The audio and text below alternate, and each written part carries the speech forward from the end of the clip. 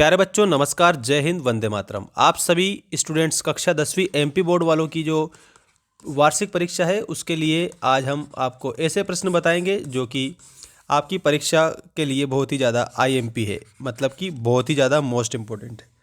चलिए स्टार्ट करते हैं। पहले क्वेश्चन से सही विकल्प चुनकर लिखिए। कक्षा 10वीं एमपी बोर्ड वाले स्टूडेंट्स के लिए है ये वीडियो, ध्यान रखना। सामाजिक विज्ञान का इसके पहले भी हमने जो टेस्ट सीरीज है वो अपलोड कर रखी है, आप जाकर देख सकते हो। पहला प्रश्न ये रहा, मार्टिन लूथर कौन था? प्यारे बच्चों आप लोगों को ऑप्शन दिया है, वैज्ञानिक, धर्म सुधारक, राष्ट्रवादी नेता या फिर लेखक। तो मार्टिन लूथर के रूप में आप लोगों को याद रखना है धर्म सुधारक था। तो आंसर में हमें ऑप्शन नंबर सेकेंड पर जाना रहेगा। Correct answer option number second. Next देखिएगा, केसरी समाचार पत्र का प्रकाशन किसने किया था? तो केसरी समाचार पत्र का प्रकाशन बाल गंगाधर तिलक ने किया था, ये आपको याद रखना है।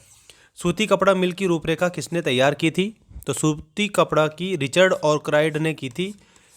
इसमें आप लोगों का ऑप्शन नंबर सेकंड करेक्ट होगा। कुल मिलाकर बात यहाँ पर यह है कि तीनों में ही ऑप्शन नंबर सेकंड करेक्ट है, ठीक है ना। इसके बाद में क्वेश्चन नंबर 4 हम देखेंगे। ये रहा हमारा क्वेश्चन नंबर 4। इसमें आपसे पूछा है, समझ लीजिएगा पहले सभी बच्चे, फिनिशिंग सेंटर के रूप में कौन सा शहर जाना जाता है?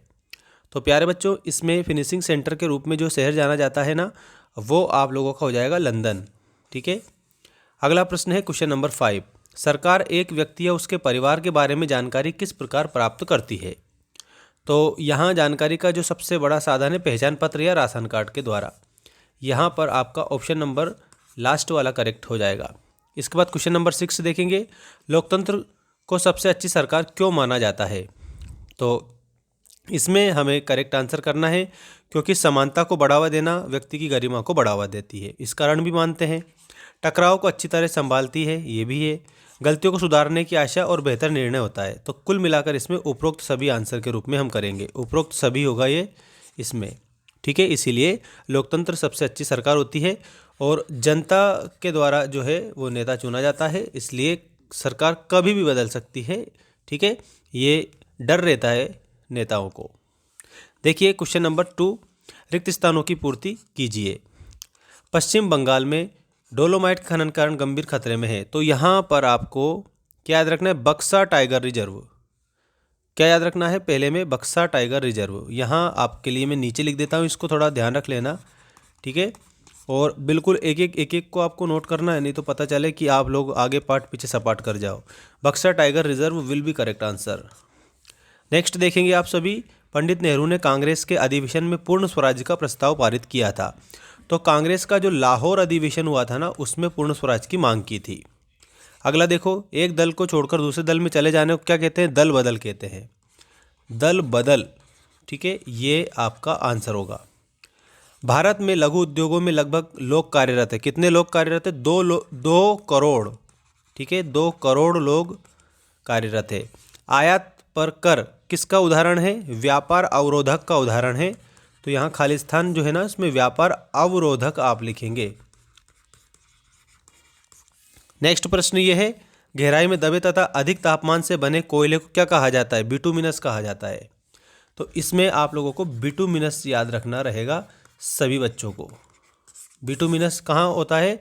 ये गहराई में दबा रहता है और अधिक तापमान से प्रभावित होता है, बिटुमिनस कोयला।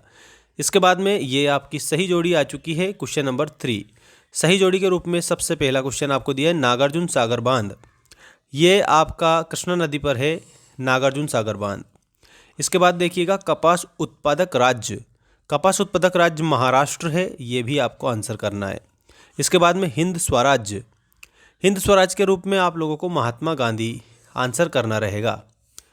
इसके बाद में लिट्टे, ये लिबरेशन टाइगर्स ऑफ तमिल इलम, ये आप लोगों को आंसर करना है। फोर्ड्स मोटर्स भारत में आई थी, तो यहाँ पर आपको याद रखना है करेक्ट आंसर के रूप में आपका हो जाएगा ऑप्शन नंबर सेकेंड वाला, ठीक है, 1995 में। गिल्ड्स, तो यहाँ पर उत्पादकों का संगठन, गिल्ड्स उत्पादकों का संगठन। ये आप सभी बच्चे जल्दी से जल्दी स्क्रीनशॉट लेंगे और चैनल को ज़रूर सब्सक्राइब करेंगे, क्योंकि सबसे बेस्ट जो कंटेंट है जो आईएमपी क्वेश्चन का वो हम आपको उपलब्ध करा रहे हैं। मेंस एजुकेशन ऐप जरूर आप इंस्टॉल करेंगे। ऐप की लिंक मैंने डिस्क्रिप्शन में दे रखी है, जल्दी से जाकर आप ऐप डाउनलोड कर लेना, ठीक है। नेक्स्ट क्वेश्चन सत्य असत्य लिखिए में ये रहा आप लोगों का सबसे पहला क्वेश्चन। पुरानी जलोढ़ मृदा को खादर भूमि कहा जाता है। तो प्यारे बच्चों इसमें आप लोगों को असत्य बताना है। तो फर्स्ट वाला आप लोगों का हो जाएगा असत्य। नेक्स्ट क्वेश्चन है उत्पत्ति के आधार पर जैव एवं अजैव संसाधन हैं। तो ये बात आप लोगों को सत्य के रूप में स्वीकार करनी है। अगला क्वेश्चन रहेगा भूमध्य सागर के पूर्व में स्थित देश को प्राच्य कहा जाता है। ये बात भी आपको सत्य के रूप में स्वीकार करनी है।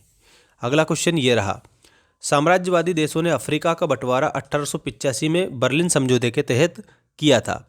तो ये बात भी आपको सत्य के रूप में स्वीकार करनी है। अगला क्वेश्चन ये रहा लोकतंत्र व्यक्ति की गरिमा को बढ़ाता है। ये बात भी आपको सत्य के रूप में स्वीकार करनी है। इसके बाद क्वेश्चन नंबर 6 है यूरोपीय संघ का मुख्यालय ब्रुसेल्स में है। और ये बात भी आपको सत्य के रूप में स्वीकार करनी है। मतलब कि इसमें सभी सत्य है, पहला ही गलत है, बाकी सब सही है।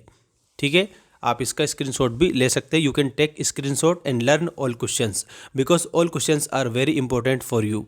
ठीक है, नेक्स्ट क्वेश्चन आप लोगों का ये रहा एक शब्द या एक वाक्य में उत्तर दीजिए में पहला क्वेश्चन।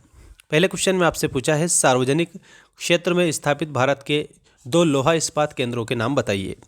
तो इसमें जो सार्वजनिक क्षेत्र के रूप में है इसमें पहला तो हो जाएगा बोकारो जो कि झारखंड में है। यहाँ मैं लिख देता हूँ आप लोगों के लिए। पहला तो आपको लिखना है बोकारो, ये कहाँ है, झारखंड में है। और इसके बाद में दूसरा जो है ये भिलाई आप लिखेंगे, भिलाई। ठीक, भिलाई कहाँ पर है, भिलाई छत्तीसगढ़ में है। तो भिलाई के आगे आपको छत्तीसगढ़ याद रखना है। ठीक है, और इसके आगे जो बोकारो है, बोकारो के आगे आपको झारखंड लिखना है। ठीक है, ये आप लोगों को दोनों आंसर करेक्ट करना है।